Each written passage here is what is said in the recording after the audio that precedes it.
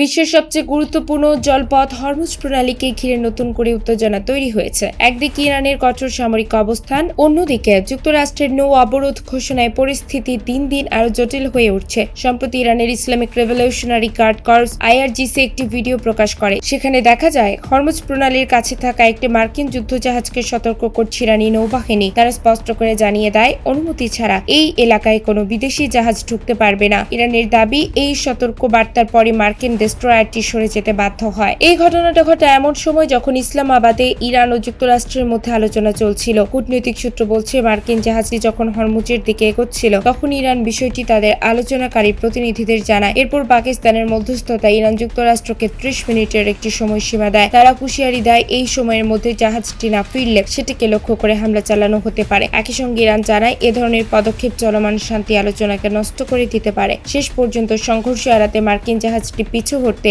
এমনটাই দাবি ইরানের। তবে এখানেই পরিস্থিতি থেমে থাকেনি। আলোচনায় কোনো সমাধান না আসায় মার্কিন প্রেসিডেন্ট ডোনাল্ড ট্রাম্প বড় একটি ঘোষণা দেন। তিনি তার সামাজিক মাধ্যম ট্রুথ সোশ্যালে জানান, হরমুজ প্রণালীতে নৌ অবরোধ আরোপ করা হবে। ট্রাম্প বলেন, আলোচনায় কিছু অগ্রগতি হলেও সবচেয়ে গুরুত্বপূর্ণ পারমাণবিক ইস্যুতে কোনো সমঝোতা হয়নি। তাই যুক্তরাষ্ট্র এখন কঠোর পদক্ষেপ নিতে যাচ্ছে। তিনি অভিযোগ করেন, ইরান হরমুজ প্রণালীতে মাইন বসিয়ে জাহাজ চলাচলকে ঝুঁকির মধ্যে ফেলছে এবং বিশ্বকে ভয় দেখাচ্ছে। তার ভাষায় এটি এক ধরনের বিশ্বব্যাপী চাঁদাবাজি। ট্রাম্পের পরিকল্পনা অনুযায়ী খুব শিগগিরই মার্কিন নৌবাহিনী হরমুজ দিয়ে যাওয়া আসা করা জাহাজগুলোকে নিয়ন্ত্রণ করবে। কোনো জাহাজ যদি ইরানকে টাকা বা টোল দেয় তাহলে সেটিকে আন্তর্জাতিক জলসীমায় আটকে দেওয়া হবে। এছাড়া প্রণালীতে পেতে রাখা মাইন খুঁজে বের করে ধ্বংস করার কাজও শুরু করা হবে বলে জানান তিনি। ট্রাম্প আরও সতর্ক করে বলেন, যদি ইরান কোনো মার্কিন বা বেসামরিক জাহাজে হামলা চালায় তাহলে যুক্তরাষ্ট্র কঠোর জবাব দেবে। অন্যদিকে ইউনাইটেড স্টেটস সেন্ট্রাল কমান্ড অর্থাৎ সেন্টকম বলছে, তারা এতদিন নিয়মিত নিরাপদ নৌ চলাচল নিশ্চিত করার কাজই করছিল, কিন্তু ইরান এই দাবি মানতে রাজি নয়। তাদের মতে যুক্তরাষ্ট্র ইচ্ছাকৃতভাবে এই অঞ্চলে উত্তেজনা বাড়াচ্ছে। হরমুজ প্রণালী বিশ্বের জন্য খুবই গুরুত্বপূর্ণ,